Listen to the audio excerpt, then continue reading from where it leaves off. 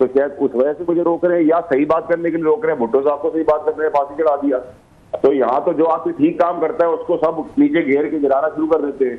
तो अभी तो कंटेम्प्ट का ही मुझे रीजन समझ नहीं आ रहा। और दूसरा है कि मैं तो एक थड़ेदार से भी माफी मांग लूं अगर मैं गलत हूं, मुझे इसमें अल्लाह ने स्ट्रेंथ दी है कि मैं अगर गलत हूं तो मैं थड़े पे जाके कैमरे के सामने माफी मांगता हूं, पैर पड़ सकता हूं।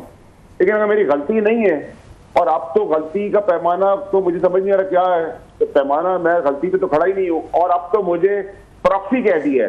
तो जिस जज ने मुझे प्रॉक्सी कहा है, अब तो वो जज बताएगा कि भाई मेरे पास सबूत दे, तो फिर आगे बात चलेगी। कंटेम्प्ट तो मेरी इज्जत के साथ हुआ है, इंडियन अखबारों ने मेरी हेडिंग लगाई है, अंग्रेजी अखबारों ने मेरी हेडलाइन लगाई है। तो अब जिसने दम दिखाया है, जुर्रत दिखाई है प्रॉक्सी कहने की, वो आगे भी जुर्रत दिखाए। अच्छा सर, अगर वो ये कह दें जी कि उन्होंने कोई नाम तो नहीं लिया आपका जज साहब ने, वो कहें जी प्रॉक्सी, मैंने आपको तो नहीं कहा था, प्रॉक्सी कुड भी ए बी जी, रऊफ हो सकता है, रबिया हो सकती है, कोई और हो सकते हैं, तो आपका नाम तो नहीं लिया उन्होंने कि आप प्रॉक्सी हैं सर? Didn't say that. अगर तो वैसे रऊफ साहब ये बात है नहीं, लेकिन मैं आपकी बात करते हुए अगर इस बात को मान लूं, तो फिर उन्होंने कहा अपनी प्रॉक्सियों से हमके धमका रहे, तो वो 5 आदमी जिन्होंने प्रेस कॉन्फ्रेंस की थी उनमें से कोई प्रॉक्सी है, तो जज तो इल्जाम लगा ही नहीं सकता। तो अगर मेरा नाम नहीं था तो फिर उनमें से 5 था, तो भाई आपने इल्जाम लगाया तो उसका भी जवाब दे दे। तो अब तो आगे कुआं पीछे खाई है, ठीक है। हम मैं और आप एक दूसरे पर इल्जाम लगा सकते, जज कानूनी तौर पर नहीं लगा सकता। तो जो मेरी इज्जत का कंटेम्प्ट हुआ है, जो मेरे बाप दादा की इंटेग्रिटी का जनाजा हुआ है कंटेम्प्ट में, सवाल उसका होना चाहिए जो मैंने काम नहीं किया, जिन्होंने गालियां दी, जिन्होंने मौला चढ़ करके तड़ियां दी, जजेस के नाम लेके कहा हम उनको धमकाएंगे, उनके बदला लेंगे, उनका तो कुछ नहीं किया। मैं करीब से भी नहीं गुजरा तो मुझे घेर लिया है। तो फिर ये तो मैं समझता हूँ कि फिर इस तरह मुझे लग रहा है कि शायद मेरे पास उनको अंदाजा है कि शायद मेरे पास शवाहिद है। मैं आगे बढ़ रहा हूँ। आपके पास है शवाहिद जो बातें आपने की थी सर? राउत साहब, जो मैंने तकरीर की वो शवाहिद के बगैर की ना, वो तो टिप ऑफ द आइसबर्ग है। अच्छा, मेरे पास कुछ है जब भी मैं आगे बढ़ रहा हूँ, ऐसा तो नहीं कि मैं हवा में कोई बात कर रहा हूँ। मैं जो इल्जाम लगा रहा हूँ उसके पीछे एविडेंस दिखा रहा हूँ, उस पर कोई एक्शन नहीं हो रहा, उस पर कोई एक्शन नहीं है, एविडेंस के ऊपर कोई एक्शन नहीं है। तो मैंने बात नहीं की, उस पर मैं जा रहा हूँ। मैं जाऊंगा चीफ जस्टिस साहब और उनका जज जो है, जो बेंच है, मैं उसको ऑनरेबल और ईमानदार समझता हूँ, और उनकी अपॉइंटमेंट से पहले उनको समझता हूँ। तो मैं ईमानदारी पे जा रहा हूँ। अगर कोई ऑनरेबल नहीं होता तो मैं भी नहीं जाता। तो सर आप वहाँ पे ये जो कह रहे हैं कि आपके पास एविडेंसेस हैं, तो ये बेंच के सामने रखेंगे जब हेयरिंग होगी आपकी कंटेम्प्ट वाले केस में? ये तो मुझे वो देखिए ना, मुझे तो सुप्रीम कोर्ट का नहीं पता। अभी तो मुझे सवाल ये है मेरे दिमाग में कि भाई मैं तो एक जगह से गुजरा नहीं हूँ। आप इस्लामाबाद बैठे, मैं जर्मनी बैठा हूँ, आप कह रहे हैं इस्लामाबाद में बल्ब फ्यूज हो गया, घर आ जाओ। तो ठीक है, मुर्गी महंगी होगी तो इधर आ जाओ, अंडे दुकान पे नहीं मिले तो इधर आ जाओ। मैं तो कहूंगा ना, मेरा क्या कसूर है भाई, जिन्होंने किया उनकी तो पहले बात करें।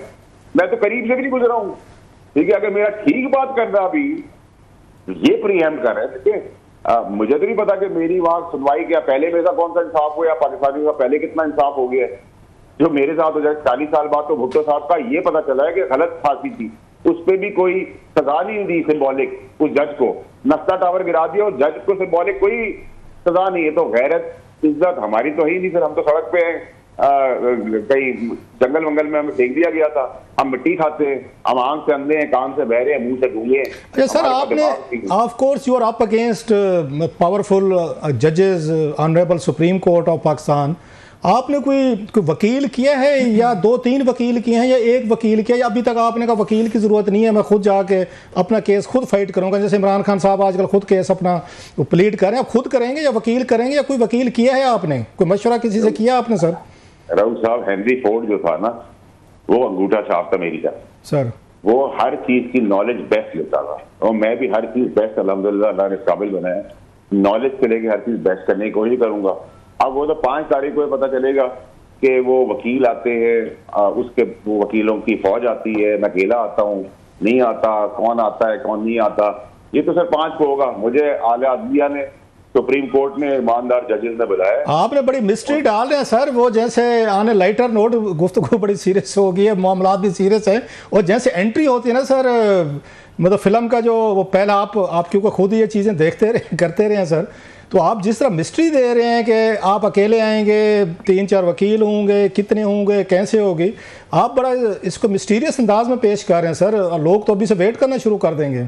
नहीं सर, सर लोगों को ये देखना है कि एक आदमी, इनोसेंट आदमी के साथ पहले भी नाइंसाफी हुई है और सच बोलने पे, देखिए रऊफ साहब, जो इम्पोर्टेंट चीज है ना, पूरी पाकिस्तान की कौम मेरे साथ खड़ी हो गई है। लोग बोलना शुरू हो गए, लोग बात कर रहे हैं, लोग ठीक को ठीक, गलत गलत कह रहे हैं। मैंने वो बयानिया दिया है पाकिस्तान को, वो लाइन दी है जिससे पाकिस्तान की स्थिति बेहतर हो जाएगी, अदलिया का एक्चुअल वकार बड़ा होगा। आप जबरदस्ती किसी से ना इज्जत करवा सकते हैं, ना जबरदस्ती किसी से नफरत करवा सकते हैं। आपके अमाल, आपके काम, आपके एक्शन आपको आसमान से ले आते हैं। ये दुनिया की बाय लार्ज हर चीज पे एप्लीकेबल है। तो मेरे साथ तो पूरी कौम खड़ी है, मेरे साथ उन लोगों की दुआएं हैं जिन लोगों के साथ नाइंसाफी हुई है। तो दुआ वर्सेस आहें, ये मैच है। अच्छा वाडा साहब, कहीं ये वजह तो नहीं है सर, आपने अपने उसमें भी कहा था प्रेस कॉन्फ्रेंस में, क्योंकि इन्होंने आपको डिस्क्वालीफाई किया था सीट से और आपको ऑफ कोर्स एक बंदे को एक लंबी ऑर्डील से गुजरना पड़ता है, उससे आप गुजरे, पार्लियामेंट से बाहर हुए, इस्तीफा देना पड़ा, फिर बाहर हुए सारे। तो कोई इसमें कोई थोड़ा सा जाती गुस्सा भी शामिल है आपका कि अदलिया ने, उन्हीं जजेस ने आपको डिस्क्वालीफाई किया? रऊफ साहब, अगर मैं आपको ये बात कहूंगा तो ये झूठ होगा। जाहिर बात है, मेरी माँ डेड बेड पे थी, वो उनका इंतकाल हो गया। उस इंतकाल के अंदर मुझे पाबंद करके बेरहमी से डिस्क्वालीफाई किया। मेरी इज्जत का जनाजा उतारा, मेरे पैसे का जनाजा उतारा, मेरे टाइम का जनाजा उठाया, मेरी सियासत तक उतारा, मैं दो से गया, मेरा टाइम जाया हुआ, मेरी माँ चली गई, मेरे ऊपर ट्रोलिंग हुई, सब कुछ हुआ। हो तो इंसानी फितरत है सर, लेकिन मैंने भी 2 साल दिल भरा करके ना कभी किसी के बारे में कोई बात की, ना उस चीज को किया, लेकिन मैं काम और मेहनत और अपना होमवर्क और अपनी फाइलों का पेट भरता रहा। क्योंकि ये इंसान का तरीका होता है कि जब वो किसी बड़ी लड़ाई के लिए उतरता है और हक की लड़ाई के लिए उतरता है, 2 कदम 10 कदम पीछे जाता है, फिर वो आगे आता है। तो वो 10 कदम मैंने 2 साल पीछे कर लिए, अब मैं 2 कदम आगे आया। मुझे आपकी बातें सुनकर सर मारियो पुज़ो का मशहूर ज़माना नावल द गॉड फादर की लाइन याद आ रही है। वो कहते ना उसमें कहते थे, revenge is the dish best serve cold. तो आपने वही काम किया सर, 2 साल इंतजार किया है कि I will get the chance to settle scores. Sir ये आइस कोल्ड है, it's not cold, it's ice cold. अच्छा ठीक है सर। अभी तो देखिए इब्तिदाई इश्क क्या होता है, क्या आगे आगे देखिए होता है क्या। वाडा साहब, ये जो इब्तिदाई इश्क आप जिसको कह रहे हैं, इसमें पूरी कौम जो है वो बहुत आगे निकल चुकी है और जो मामलात हैं वो काफ़ी ज़्यादा एज पे जा चुके हैं। तो आपको नहीं लगता कि इसका कोई अब एक it should wind up now, ये लड़ाई अब किसी मंतकी अंजाम तक पहुंचनी चाहिए, इदारे इसमें शामिल होते जा रहे हैं, अवाम जो है वो अजीब पोलराइज किस्म के एक माशरे में रहने पर मजबूर हो गए हैं। So don't you think it should have a logical and? देखिए, जो आप बात कर रही हैं इसका 500% रास्ता ही लॉजिकल है, बट अगर आप इलॉजिकल वे अपनाएंगे, अगर आप इस प्रोग्राम के अंदर इलॉजिकल हो जाएंगी और मैं लॉजिक अंदाज से मर जाऊंगा, तो मेरी टाइम आएगा मैं भी आपके आगे इलॉजिकल प्रोग्राम करने पे मजबूर हो जाऊंगा और फिर उस इलॉजिकल का इलॉजिकल रिजल्ट आएगा। तो अक्लमंदी तो सबकी ये है कि सब अपने मैंडेट के पीछे चले जाए, अपनी जो काम दिए हैं आईन और कानून ने उसकी वो काम एटलीस्ट कर दे और ऐसी बातें ना करें जिससे इंसान की दिल आजारी हो और उस पे इंसाफ हो, सस्ता इंसाफ हो और जल्दी इंसाफ हो।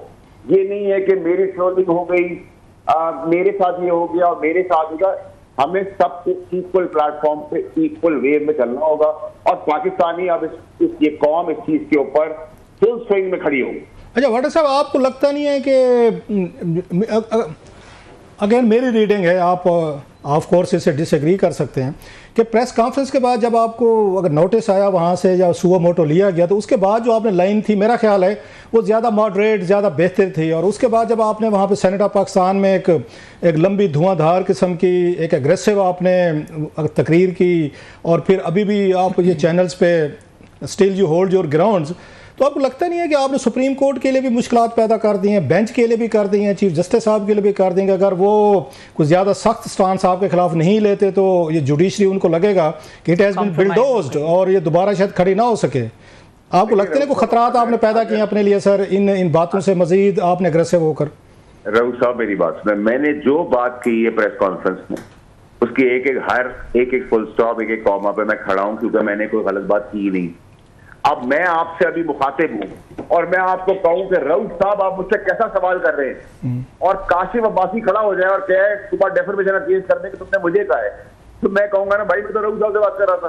अच्छा इधर तो मैं रऊफ साहब से ही बात नहीं कर रहा, मैं अब्दुल कद्दूस से ही बात नहीं कर रहा, मैं अब्दुल जब्बार से ही बात नहीं कर रहा, लेकिन वो कह रहे हैं मुझसे बात। तो मैं कंटेम्प्ट में जुमरे में कहां से आ गया हूं? जो कंटेम्प्ट मैंने जो की है उसमें डिफिकल्टी नहीं, मैंने आसानी कर दी है सुप्रीम जुडिशियल काउंसिल की कि मैंने हर बात को backed by evidence, backed by सबूत, बैक्ड बाय डॉक्यूमेंट दिया है, ठीक है, उस पर एक्शन लेना।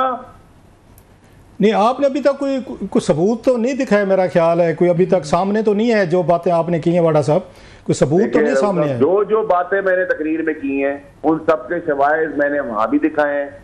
आप कहेंगे तो कल परसों ट्विटर पे भी आ जाएंगे वो सारी चीजें। मैं तो अभी इनिशियल बात कर रहा हूं, अभी तो मैं आपसे कह रहा हूं कि नान का ऊपर का पहले बाइट की बात कर ले, फिर नान की बात करेंगे।